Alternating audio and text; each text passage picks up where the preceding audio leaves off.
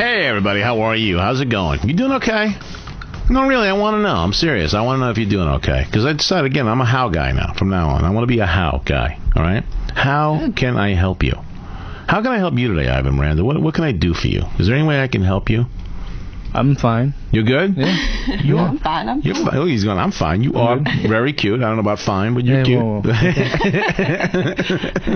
right, everybody. 855-265-2929. Or you can text into the broadcast also. It comes right here to the laptop in front of me. 727-487-9863. The word of the day today is documented. What does that word mean? Just give me a definition. Get in the ballpark of it. I'm going to let you win, okay? I want you to win. I want to give you the $25 gift certificate to the Pure Natural Nail Lounge and Spa. You go over there. They can take care of you. They give you a spa day. They'll do everything for you. You do the fingers and your toes and your eyebrows. And they give you... I got a facial a couple weeks ago. Yeah, nice. They had to do a double, though. A double? Yeah. She goes, we're going to have to do a second mask. She said, like, really scared, too. She's like, oh, my goodness, we're going to have to do a second mask. I'm going to have to go get some help. And she actually left the room. She came back. Work. Yeah, it was bad. And as I've been saying a lot on the air, but it's true, I actually found out over there, which my friend Ivan should have told me, you're supposed to have two eyebrows. Oh, see, you can't be walking around with one. That's not the trend anymore. All these years I'm doing that. All these years you've been doing it wrong. You know, you sat me down to have that little hygiene talk. Why couldn't you do the same thing for the eyebrows? I thought you were going for the caveman look. Is that what That's a good point. Nobody's ever taught that. Yeah, from Geico. Yeah, that's what I am. Yeah. Anyways, so tell me what documented means, and you get that. Then you can go for the bonus prize. You got to put all 5 words of the day into one sentence. Documented, dictating, facilitating, ascended, and descended. And if you can do that, you'll get the WTIS window sticker, which is really cool. You put that in the car, and everybody knows you're inspired. Everybody knows you're hip and happening, right? I like it. There you go. And you get the bottle of Fruit of the Spirit, that whole food puree, which is right there in front of me. It's got frankincense and myrrh in there, people. Now, that's never something I've never heard of before. Hey, you know how much that's going to be worth? You put that 13 cents, something like that. It went up to 27 cents. Well, the pack of juicy fruit alone is $1.39. Yeah. Okay, which when I went over to buy the first one won. It was a quarter, you know. A quarter. Anyway, all right. Our first guest here is Larissa Ellen, who I met recently when we did an event together. We did an event for Alpha House. It was a beautiful night. It was an auction and everything like that. Gorgeous. Wasn't that gorgeous night? It was wonderful. It was perfect evening. There was nothing bad about it. Great band, great people, great stories from some of the ladies. It was awesome. It really was. And you and I sat next to each other, and we started talking, and I was impressed with your faith and what you do and how you do it. So tell everybody a little bit about yourself. You're a dancer, you're a photographer, you're a videographer, you're a sound... I mean, you do a lot of different things. Yes, you're pretty cool. I have a lot of trades that I've learned through the years. So through the years? Well, you're like... through the years. Through the years, you know. Well, when you're young, you're fearless, and so I kept that. I tried to keep that, so I learned anything that I can get my hands on. So. All right, so run it down a little bit. Tell us some of the things that you do. Ooh, okay. Well, long story short, I'm a dancer. I teach ballroom dance at Palm Harbor Dance Studio. I started doing actually DJing and emceeing when I was about 6 years old. I learned that trade from my father. At 6, you were already DJing? 6 years old, I was DJing. Yes, sir. Wow, that must have been absolutely adorable to watch, right? It was. It was super cute. Yeah, it was. Yes, I was. I was so cute up there. So I was. It was fun. Again, you're fearless at that age. So he taught me all the soundboard stuff, all the audio stuff, recording, and I just rolled with it through the years. And then as I got older into high school, I always kept with dance, and then I decided, well, what else can I do with this? So I started doing video work and learning how to edit and stuff like that. And technology is constantly changing, so now I'm in a transition where I'm trying to learn all the updated stuff now.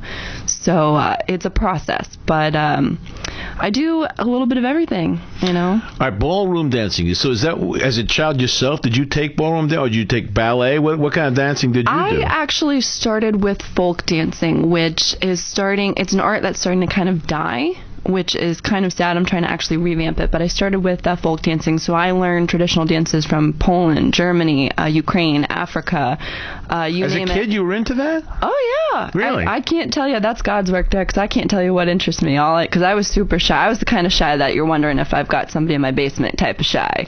That's wow. It was that kind of shy. Now I'm getting a mental image of that. I'm starting to think about that. Wow. So it was one of those things. So just whatever. I had a cousin that was in a folk troupe at the time, and I just watched one of her performances, and then I wouldn't leave my mom and dad alone. I said, I want to dance, want to dance, want to dance. So they put me in. Mary Kruger was in charge of a children's ensemble through St. Petersburg International Folk Society, and she taught us everything, anything around the world we learned. I've done belly dancing, I've done Hawaiian dancing, and then of course as you get older, you know, you want to expand. So I started doing the traditional ballet, jazz, tap when I got into high school. Ivan, me and you want a belly dance, Ivan? There you go. I'll strap a skirt to you. Look at the face. He just I get the eyebrow. Whenever I've gone too far, one eyebrow lifts all the way up in the air. Just the one. I can't do that. I can't do that. We're talking about balance and dancing. He can do it. Look at it. Oh my goodness. It looks like he's got a permanent brain freeze from too much ice cream. That's one thing I can't do is the eyebrow raise. I was a ballet dancer as a child myself. Really? Yeah, I have my own tutu. Oh, so you got to keep that. You'll never know that comes look at handy. Ivan. All right, fine. I'm telling the truth. It was a 4-4. It was a 4-4. 6-6. Fine. It was a 6. All right. It was an 8-8. It was okay. an 8-8. It was an 8-8. All right. All right. So again, now, how do you transition from all those kinds of dancing to ballroom dancing? How do you make that transition? You know, what's funny about it is when you hit 18, there's not a lot of areas to perform or to do dance anymore. Like basically, when I started ending towards around 18, graduating from high school, I wanted to continue, but all the classes that I were taking that were adult were ladies in their 70s, you know, doing it for recreation. So there was no opportunities to perform. So I actually got into ballroom. I stumbled across an ad in Craigslist for the studio I'm at now that needed instructors. And I said, well, I don't know ballroom, but I'll come in and see what I can do. And I've been there 2 years now. And I love it. It's the best transition. Wait, so then you actually literally self-taught yourself ballroom so you could teach it to others? I mean, I did a little bit of both. Now, my studio was very kind in offering training courses, college-level training courses. So I went and took their training, but I also did a lot of at-home training because I wanted to get on staff right away. So I started, you know, getting on YouTube or researching, reading books out the wazoo, just trying to figure everything out. You can't say wazoo on Christian radio. I can't say wazoo? No. No, that's not good. It's too late. We already said wazoo. We already said it. Wazoo. Wazoo. Okay, Ivan. You know you want to. Wazoo. I'm waiting for somebody to bring that You're up. waiting? Yeah, You're waiting? it's Okay. around. He's been sitting there for like a year and a half going, come on, somebody say it. Somebody say it. Say it. Of course, I have to be the nasty person. No, that's all right. Believe me, people have said worse. Okay, good. So I don't feel so bad. I said HE hockey sticks yesterday. If you're going to do it right, you got to do it right. You got it. Exactly. Got to do it right. So you can actually remember when you were 18. Huh? I cannot remember that. I don't remember 18. It's fair. It's not an easy memory. All right. So all kidding aside, but there's really something cool about ballroom dancing. You know, people kind of. I'm not meaning to mock it, and I wasn't. I was just trying to say, how did you get there from there to there? But it's actually a lot of fun. It's pretty cool. It's a great way to stay in shape too. It's a great way Absolutely. to, it's energetic. It's a lot of fun, right? Absolutely. It's totally a different world because when you're doing other styles of dance or when you're in a group dance, it's very, you can kind of focus on yourself. When you do ballroom, it's totally another world. You're involved in a partnership. You have to make sure they're on point, you're on point. And of course, you know, there's the fun factor. If you have somebody that's telling you, hey, you're doing everything wrong, you're not going to want to dance with them. So it's a whole other world, but it's definitely worth it. See, Ivan, when you keep saying all the time you're doing everything wrong, that's why people, you know what I'm saying? You got to learn how to do the dance. Gotta learn how to do it. Look at it again. I'm getting the eyebrow again. You're gonna wind up breaking your eyebrow. Look at it. There we go. Oh, there you go. Do you see it? It's like it's so spooky when he does it. The quick one. It's very spooky. So do you watch that show? What's the one with and you sit there and go? Stars. No, I'm so bad. Because you can't look at it, right? I can't. My students come in every day. Oh, did you see what they did this week? No, I'm so sorry. No, but you would be like picking it apart a little bit, right? You'd be like a little bit. I would pick it apart. The other thing about it, I mean, they're great performers. The thing that I struggle with my students is they come in, they say, okay, I want to learn a waltz. But they forget that it's all choreography. These performers have been working for 8 hours a day, not only with the experience, but they've also been working on just that particular dance. So they come in and say, I want to do this lift. Now. And they want to do it. Yeah. Okay, well, let's make sure you have, because I'll get like 80-year-olds they just have a replaced hip and say, okay, I want to do that lift that so-and-so did. I just got a replaced hip. That's so interesting you just said. So during the break, could you teach Ivan to lift me? We could do the second segment with me uplifted in his arm. We could do like the thing from the end of Dirty Dancing, right? There you go. I could be Jennifer Grey and you're Patrick Swayze. You want to do it? I'll teach you the proper way to do it so we don't break it. Look, why are you saying no so fast? Think it out. Think about it a minute. Just think it through for a second. It could be fun. Right? We get the song.